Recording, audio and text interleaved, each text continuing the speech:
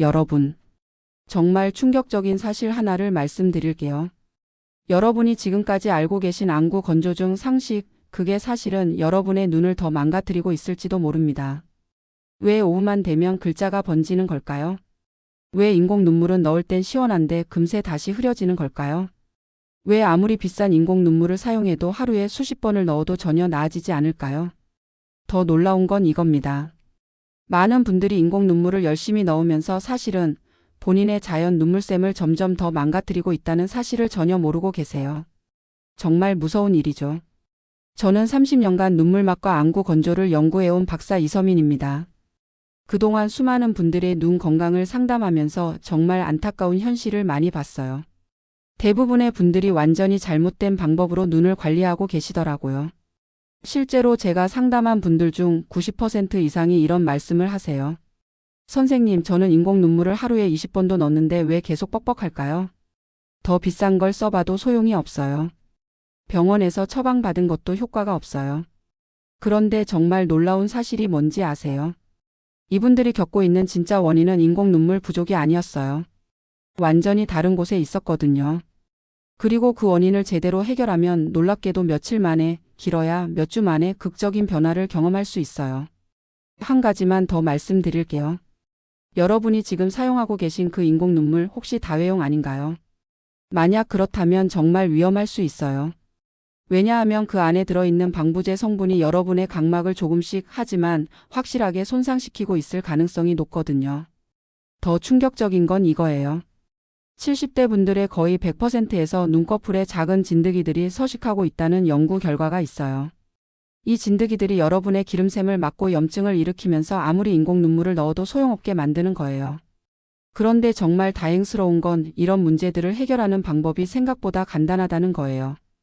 복잡한 수술이나 비싼 치료가 필요한 게 아니라 우리 일상 속 작은 습관들만 바꿔도 충분히 해결할 수 있거든요.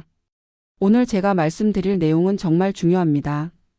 이건 단순히 인공 눈물을 더 많이 넣거나 더 비싼 제품을 쓰는 그런 얘기가 아니에요. 우리 눈 자체의 자연 치유력을 회복시켜서 평생 건강한 눈을 유지하는 근본적인 해결책이거든요. 눈물이라는 건 여러분이 생각하시는 것보다 훨씬 복잡하고 정교한 시스템이에요. 단순한 물이 아니라 기름막, 수분막, 점액막이 정확한 비율로 조화를 이뤄야 하고 여기에 각종 성장 인자와 영양소, 항균 물질까지 포함되어 있어요. 이 모든 게 완벽하게 균형을 이뤄야 진짜 건강한 눈물인 거죠. 그런데 나이가 들면서 이 균형이 깨지기 시작해요. 특히 50대 이후부터는 기름샘 기능이 급격히 떨어지고 깜빡임 횟수도 줄어들고 수면의 질도 나빠지면서 눈물의 질이 전체적으로 저하되는 거예요. 여기서 정말 중요한 포인트가 있어요. 많은 분들이 놓치고 계시는 부분인데 안구 건조증은 단순한 눈 질환이 아니라 우리 몸 전체의 건강 상태를 반영하는 신호등 같은 역할을 한다는 거예요. 예를 들어서 수면 부족, 스트레스, 영양 불균형, 호르몬 변화 이런 것들이 모두 눈물의 질에 직접적인 영향을 미치거든요. 그래서 근본적인 해결을 위해서는 종합적인 접근이 필요해요. 그래서 오늘은 30년간의 연구와 임상 경험을 바탕으로 정말 검증된 방법들만 골라서 말씀드리겠습니다. 인공 눈물에만 의존하지 않고도 눈을 맑고 선명하게 유지하는 핵심 생활 교정법들이에요. 이 방법들을 제대로 실천하시면 하루 종일 선명한 시야를 유지할 수 있게 되고 독서나 스마트폰 사용도 훨씬 편해지실 거예요. 더 중요한 건 장기적으로 눈의 노화를 늦추고 시력을 보호할 수 있다는 거죠. 제가 이런 확신을 갖는 이유는 실제로 수많은 분들이 이 방법들로 극적인 변화를 경험하셨기 때문이에요. 하루에 수십 번씩 인공 눈물을 넣던 분들이 하루 한두 번으로 줄이셨고 오후만 되면 흐려져서 책을 읽을 수 없던 분들이 하루 종일 선명하게 보실 수 있게 됐거든요. 한 가지 더 말씀드리고 싶은 건 이런 변화는 생각보다 빨리 나타난다는 거예요.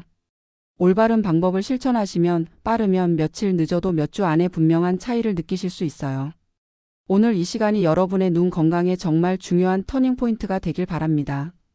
그동안 잘못 알고 계셨던 상식들을 바로잡고 진짜 효과적인 방법들을 배워가시길 바래요. 제가 30년 동안 연구하고 임상에서 확인한 결과들을 아낌없이 나눠드릴 테니까 끝까지 집중해서 들어주시면 좋겠습니다. 눈의 뻑뻑함과 흐림 때문에 고생하고 계신 분들, 그리고 비슷한 고민을 가지고 계신 분들은 댓글로 여러분의 경험을 공유해 주세요. 제가 최근에 만난 한 분 이야기를 들려드릴게요. 정말 안타까우면서도 희망적인 사례였거든요. 김정호 67세 어르신이셨는데 처음 오셨을 때 상황이 정말 심각했어요. 이분은 하루에도 수십 번씩 인공 눈물을 넣으셨다고 해요. 아침에 일어나자마자 넣고 식사 전후로 넣고 TV 볼 때도 넣고 잠들기 전까지도 넣으셨대요. 그런데도 여전히 눈은 뻑뻑하고 특히 오후만 되면 글자가 번져서 평소 즐기시던 독서를 포기해야 할 지경이었거든요. 더 안타까운 건 이분이 정말 성실하게 관리하려고 노력하셨다는 거예요. 비싼 인공 눈물도 써보시고 병원에서 처방받은 것도 써보시고 인터넷에서 좋다는 건 다 해보셨다고 하더라고요. 그런데 전혀 나아지지 않으니까 본인이 뭔가 잘못하고 있는 건 아닌지 아니면 나이가 들어서 어쩔 수 없는 건 아닌지 걱정이 많으셨어요. 처음에는 저도 단순히 눈물이 부족한 경우인 줄 알았습니다. 그런데 자세히 살펴보니까 문제가 완전히 다른 곳에 있었어요. 놀랍게도 눈꺼풀 안쪽에 있는 기름샘들이 거의 다 막혀 있었고 깜빡임 습관도 거의 사라져 있었거든요. 더 심각한 문제를 발견했는데 이분이 그동안 사용하신 인공 눈물이 모두 방부제가 들어있는 다회용이었어요.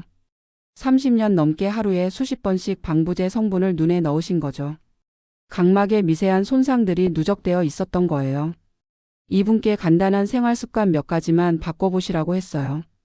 첫째, 매일 15분씩 따뜻한 찜질을 하시라고 했죠. 둘째, 의식적으로 눈을 완전히 감았다 뜨는 연습을 하시라고 했어요. 셋째, 잠들기 전에 눈꺼풀 청결 관리를 꼼꼼히 하시라고 알려드렸고요. 그리고 가장 중요한 건 인공 눈물 사용법을 완전히 바꿔드린 거였어요. 방부제 없는 일회용으로 바꾸시고 하루에 4번 이상은 넣지 말라고 했죠. 대신 자연 치유력을 회복하는 데 집중하시라고 했어요. 놀랍게도 단 2주 만에 변화가 나타나기 시작했어요. 먼저 아침에 일어날 때 뻑뻑함이 많이 줄어들었다고 하시더라고요. 그리고 4주 후에는 인공 눈물 사용량이 하루 한두 번으로 줄어들었어요. 가장 기뻤던 순간은 2개월 후였어요. 이분이 정말 환한 표정으로 오셔서 하시는 말씀이 선생님, 오후에도 책을 선명하게 읽을 수 있게 됐어요. 정말 꿈 같아요라고 하시더라고요. 이분처럼 많은 분들이 근본 원인을 해결하지 않고 증상만 억지로 달래려고 하시는 경우가 정말 많아요. 마치 구멍난 양동이에 물을 계속 붓는 것과 같은 거죠. 구멍을 막지 않고서는 아무리 물을 부어도 소용이 없잖아요. 더 안타까운 건 잘못된 관리법이 오히려 상황을 악화시키는 경우가 많다는 거예요. 너무 자주 인공 눈물을 넣으면 자연 눈물 분비가 줄어들고 방부제 성분은 각막을 손상시키고 올바르지 않은 찜질이나 마사지는 염증을 더 심하게 만들 수 있거든요. 오늘 이 영상에서 말씀드릴 내용은 여러분의 눈 건강 관리 방식을 완전히 바꿀 수 있는 정말 중요한 지혜입니다. 30년간의 연구와 수많은 임상 사례를 바탕으로 한 검증된 내용들이에요. 이 이야기를 끝까지 듣고 제대로 실천하셔야만 진정한 변화를 경험할 수 있어요. 혹시 아직 구독과 좋아요를 누르지 않으셨다면 지금 바로 눌러주세요. 이 채널은 여러분의 건강한 노년을 진심으로 응원합니다. 이런 중요한 정보를 더 많은 분들이 알 수 있도록 구독과 좋아요로 응원해 주시고 끝까지 보시면 왜 지금 당장 여러분의 작은 습관을 바꿔야 하는지 분명하게 깨닫게 되실 겁니다. 정말 중요한 얘기인데 끝까지 보지 않으시면 가장 핵심적인 실천법을 놓치게 되고 마지막에 나올 단 하나의 습관이 모든 것을 바꿀 수 있거든요. 뒤에 나올 방법들을 모르시면 지금까지의 노력이 의미 없어질 수도 있어요. 김정호 어르신처럼 여러분의 눈 건강도 올바른 작은 실천들로 충분히 회복될 수 있어요. 나이 때문에 어쩔 수 없다고 포기하지 마시고 근본적인 해결책을 찾아보세요. 그래서 이제는 우리 일상에서 안구 건조와 직접 연결되는 핵심 요소들을 하나씩 정확히 짚어보겠습니다. 여러분이 그동안 몰랐던 진짜 원인들과 해결 방법들을 상세히 알려드릴게요. 인공 눈물만으론 해결되지 않는 안구 건조 중의 핵심 요인들을 지금부터 정확히 알아보겠습니다. 가장 먼저 많은 분들이 완전히 잘못 알고 계시는 부분이 있어요. 눈물의 양보다 질이 훨씬 더 중요하다는 사실입니다. 이건 정말 충격적인 진실인데요. 눈물이라는 건 우리가 생각하는 단순한 물이 전혀 아니거든요. 눈물은 3개의 정교한 층으로 이루어져 있어요. 가장 바깥쪽 기름층, 중간의 수분층, 그리고 가장 안쪽의 점액층이죠. 여기에 각종 성장 인자, 면역 글로불린, 항균 물질, 영양소까지 포함된 정말 복합적이고 정교한 보호막인 거예요. 한국건성 안학회에서 발표한 충격적인 연구 결과를 보면 눈물의 질 저하가 시력 흐림의 주요 원인이라고 명확히 나와 있습니다. 제가 상담했던 김영호 72세분 사례가 딱 그랬어요. 시력표상으로는 완벽한 1.0이었는데 실제로는 계속 흐려 보인다고 하시더라고요. 자세히 검사해 보니까 놀랍게도 눈물의 기름막이 정상의 절반도 안 되게 얇아져 있었거든요. 아무리 인공 눈물을 넣어도 기름막이 없으니까 금세 증발해 버리는 거였어요. 마치 기름을 두르지 않은 프라이팬에 물을 부으면 금세 증발하는 것과 같은 원리죠. 그래서 무작정 눈물량만 늘리려고 하시면 안 돼요. 눈물의 두께와 안정성 각 층의 균형을 점검해야 해요. 더 심각한 문제는 인공 눈물만 계속 넣으면 오히려 원래 눈물이 씻겨 내려가서 자연 분비량이 더 줄어들 수 있다는 거예요. 혹시 여러분도 눈은 잘 보이는데 선명도가 계속 떨어진다는 느낌 받아본 적 있으신가요? 두 번째 핵심 요인은 정말 무서운 방부제 문제예요. 편의상 많은 분들이 다회용 인공 눈물을 쓰시는데 여기에는 반드시 방부제가 들어가거든요. 이 방부제가 여러분의 각막을 조금씩 하지만 확실하게 독성으로 손상시키고 있어요. 일본 안과학회의 장기 추적 조사 결과를 보면 정말 충격적이에요. 방부제를 장기간 사용했을 때 각막 손상 위험이 무려 3배나 증가한다고 되어 있거든요. 제가 상담했던 이정숙 65세 분 같은 경우가 전형적인 사례였어요. 이분은 20년 넘게 하루에 6번 이상 다회용 인공 눈물을 쓰셨는데 어느 순간부터 충혈이 너무 심해져서 오셨거든요. 검사해 보니까 각막 표면이 울퉁불퉁하게 손상되어 있었어요. 방부제 독성 때문이었죠. 가능하다면 반드시 일회용 인공 눈물을 사용하세요. 그리고 중요한 팁 하나 더 드릴게요. 일회용이라도 첫 방울은 버리고 사용하시는 게 좋아요. 포장재에서 나온 미세 플라스틱 조각들이 들어 있을 수 있거든요. 지금 쓰고 계신 인공 눈물이 혹시 다회용은 아닌가요? 세 번째는 수분 부족형 안구 건조증이에요. 아침에 눈을 뜰 때 뻑뻑하고 아픈 분들이 바로 이 타입입니다. 눈물샘 자체에서 수분이 제대로 나오지 않는 거죠. 이건 단순히 나이 때문만이 아니에요. 정말 놀라운 연구 결과가 있는데 수면 부족이 되면 눈물 분비량이 무려 90%까지 줄어든다는 보고가 있어요. 제가 만났던 박상훈 70세 분은 사업 스트레스로 하루에 4시간밖에 못 주무시는 분이었는데 늘 아침마다 눈이 칼로 찌르는 것처럼 아프다고 하시더라고요. 이런 경우에는 최소 7시간 이상 숙면을 취하시는 게 가장 중요해요. 필요에 따라서는 전문적인 누전 폐쇄 시술도 고려해 볼 수 있고요. 수면 부족을 그냥 방치하시면 아무리 좋은 약이나 치료를 받아도 근본적인 개선이 어려워요. 여러분은 밤에 보통 몇 시간 정도 주무시나요? 네 번째 요인은 증발형 안구 건조증입니다. 이게 정말 흔한 타입인데 오후만 되면 침침해지는 분들이 바로 이 경우예요. 눈꺼풀 안쪽에 있는 마이봄이라는 기름샘이 막혀서 눈물이 너무 빨리 증발하는 거거든요. 미국 마이봄샘 연구소의 대규모 조사 결과가 정말 충격적이에요. 60대 여성의 무려 60% 이상이 이런 기름샘 폐쇄를 겪고 있다고 해요. 송미영 68세 분 같은 경우도 딱 그랬어요. 아침에는 괜찮은데 오후 2시만 넘어가면 흐림이 너무 심해서 일상생활이 어려웠거든요. 다행히 이분은 제가 알려드린 따뜻한 찜질을 정말 성실하게 꾸준히 하시니까 3주 만에 놀라운 변화를 경험하셨어요. 매일 15분 이상 눈꺼풀 찜질을 해주시는 게 핵심이에요. 5분만 하시면 피부만 따뜻해지고 정작 막힌 기름은 녹지 않거든요.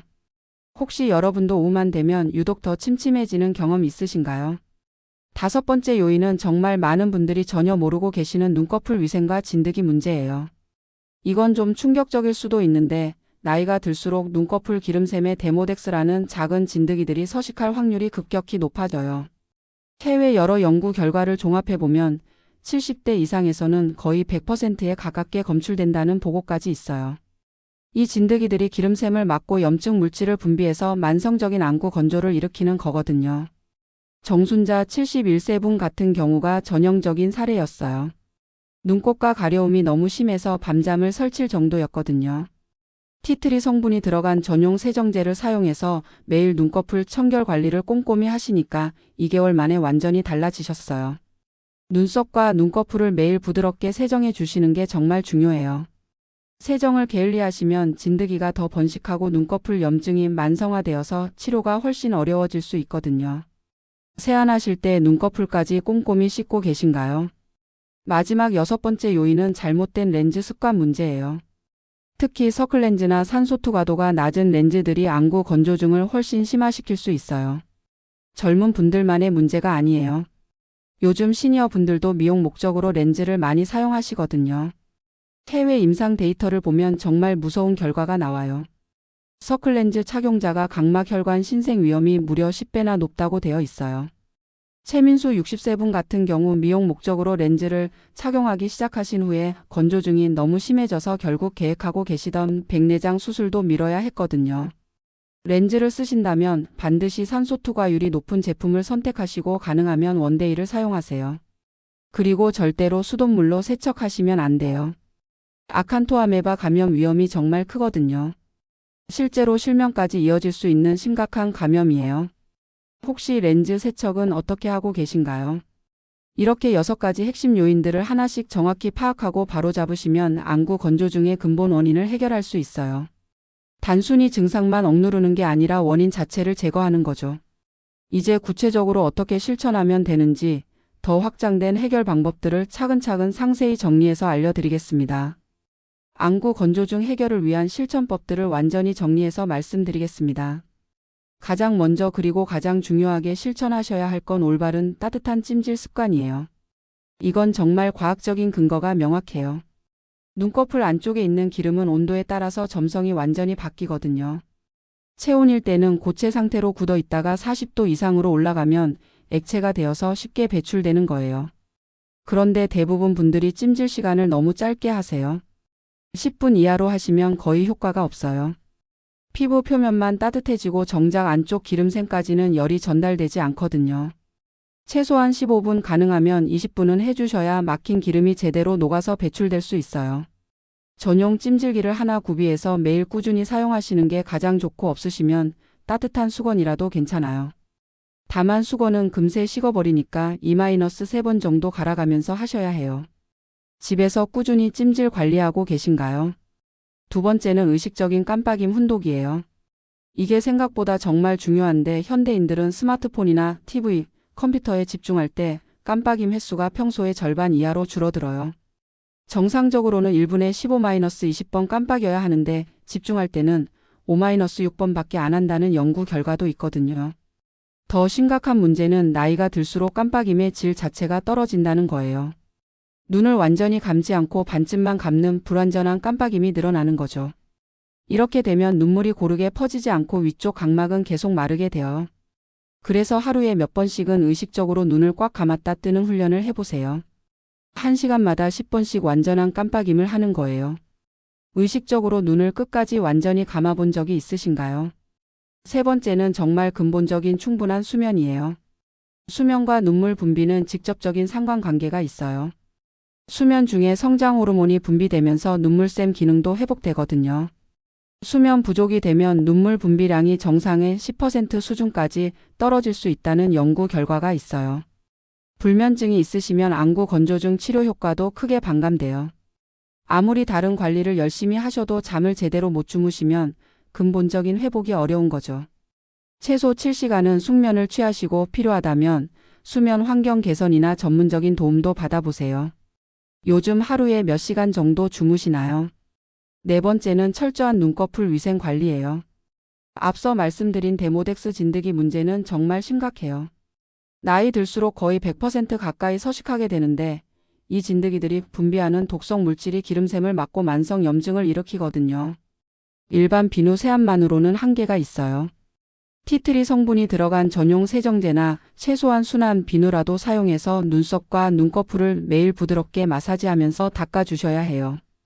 비누 세안을 소홀히 하시면 기름샘 막힘이 점점 더 심해지고 염증이 만성화돼요. 세안할 때 눈썹 뿌리 부분까지 꼼꼼히 닦아주시는 게 중요해요. 진드기들이 주로 모낭 주변에 서식하거든요. 눈썹까지 꼼꼼히 세안해 보신 적이 있으신가요? 다섯 번째는 체계적인 영양 보충이에요. 단순히 영양제만 드시는 게 아니라 눈물의 질을 개선하는 특정 영양소들을 집중적으로 보충하는 거예요. 오메가3 지방산은 염증을 줄이고 기름샘 기능을 직접적으로 도와주는 역할을 해요.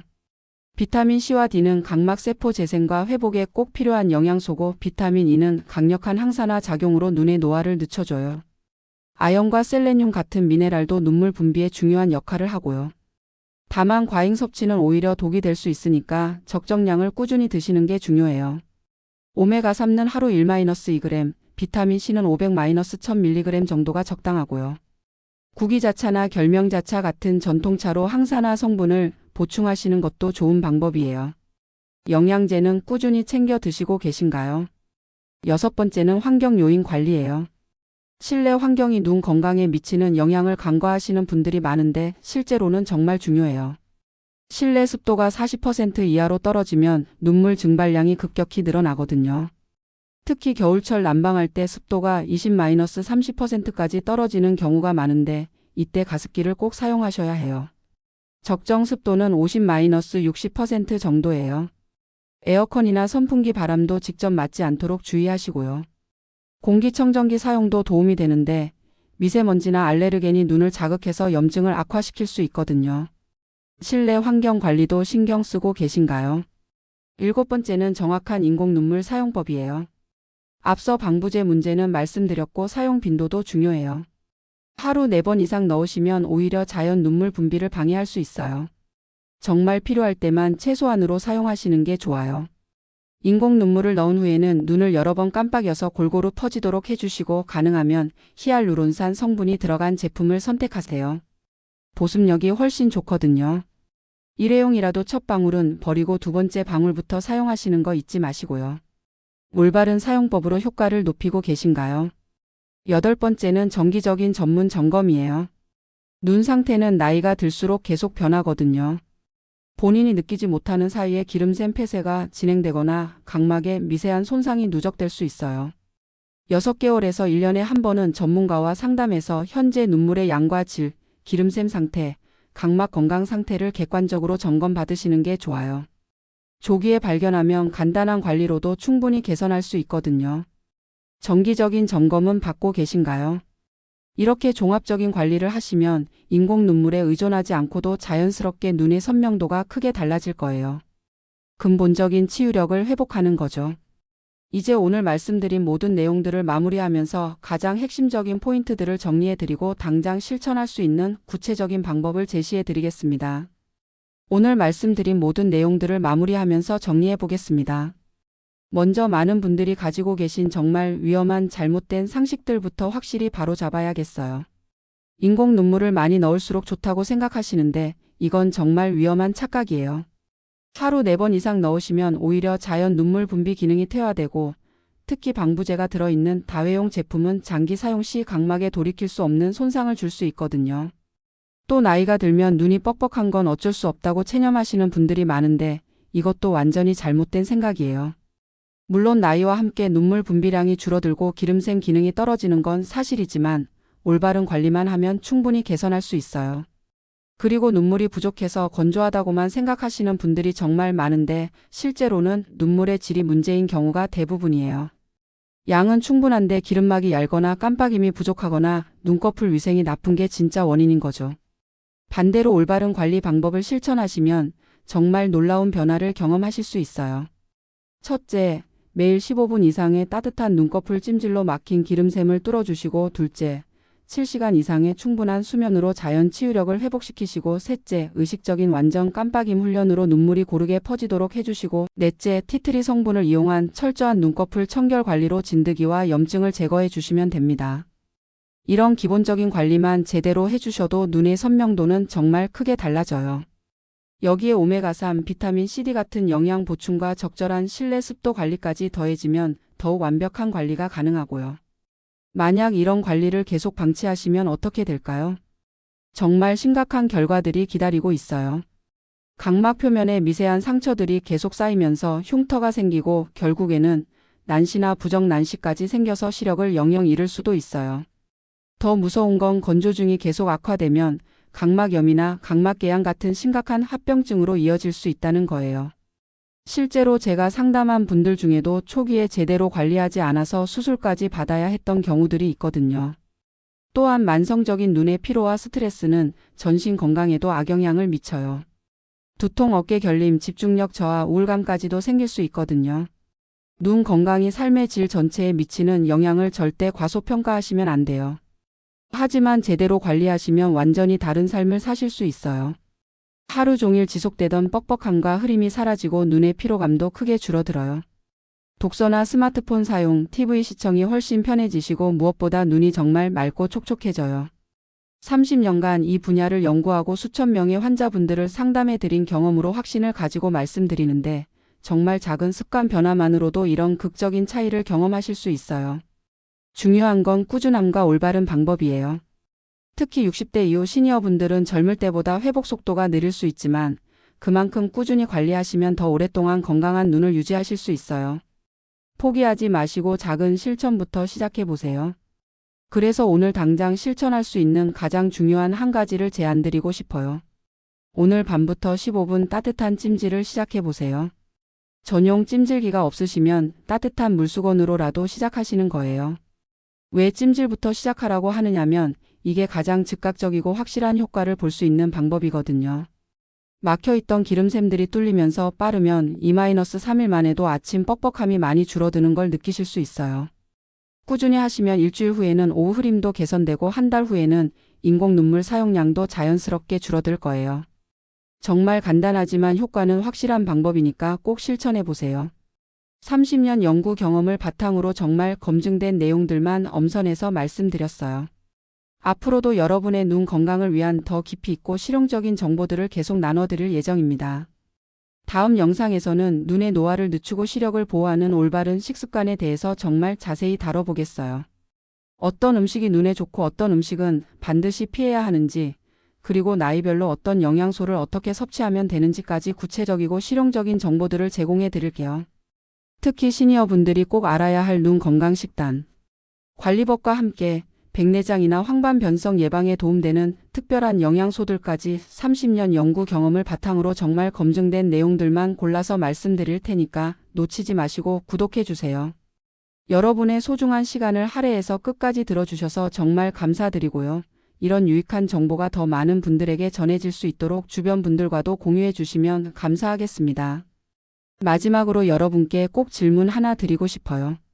오늘 말씀드린 여러 가지 방법들 중에서 어떤 것부터 가장 먼저 실천해 보실 계획이신가요? 따뜻한 찜질부터 시작하실 건지, 수면 패턴 개선부터 하실 건지, 아니면 눈꺼풀 청결 관리부터 하실 건지 여러분만의 실천 계획을 댓글로 꼭 알려주세요. 여러분의 경험과 변화 과정도 함께 나눠주시면 다른 분들에게도 큰 도움이 될 거예요.